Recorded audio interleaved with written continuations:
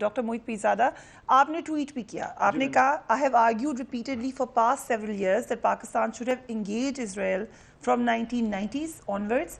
If we could have diplomatic relations with India despite 3 wars, then surely relations with Israel were possible. So آپ حمایت کر رہے ہیں کہ ہونا چاہیے؟ دیکھیں, جو میں کہہ رہا ہوں کئی سال سے اور جو یہ ڈیبیٹ ہو رہی ہے جس کا آپ نے سارا ذکر کیا, اس کا آپس میں کسی قسم کا کوئی تعلق نہیں.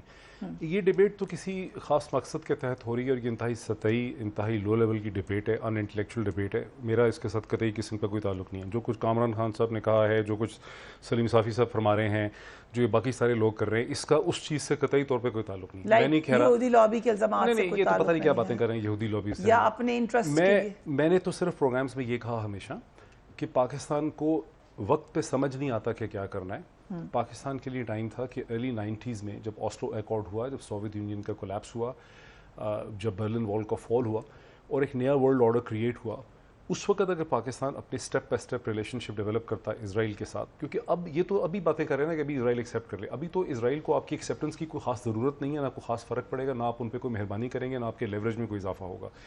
لیکن ارلی 90s میں جب مسلم کنٹریز میں بھی یہ فیلنگ تھی ہی نہیں کہ اسرائیل کو انگیج کرنا ہے, جب آسلو ایکارڈ ہو گیا تو جو لاجک تھی پاکستان کی اسرائیل کے ساتھ ڈپلومیٹک ریلیشن شپ نہ رکھنے کی, وہ ختم ہو گئی.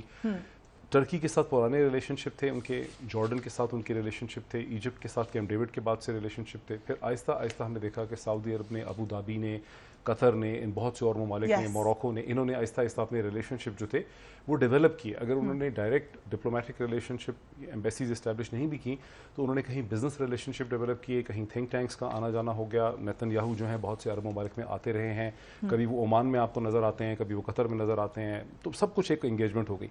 پاکستان کو ہر چیز دیر سے سمجھ آتی ہے انفارچونیٹلی, بیکاز پاکستان کا کریپ قسم کا پولیٹیکل کلچر ہے جس میں سے کوئی جینون آئیڈیاز کبھی پیدا نہیں ہوتے. اور یہ ڈیبیٹ اس کی کلاسک ایگزامپل ہے جس کا نہ سر ہے نہ پیر ہے. یہاں کوئی ریکگنائز کرنے کی بات نہیں کر رہا, کوئی یہ حکومت ریکگنائز کرنے پہ غور نہیں کر رہی ہے.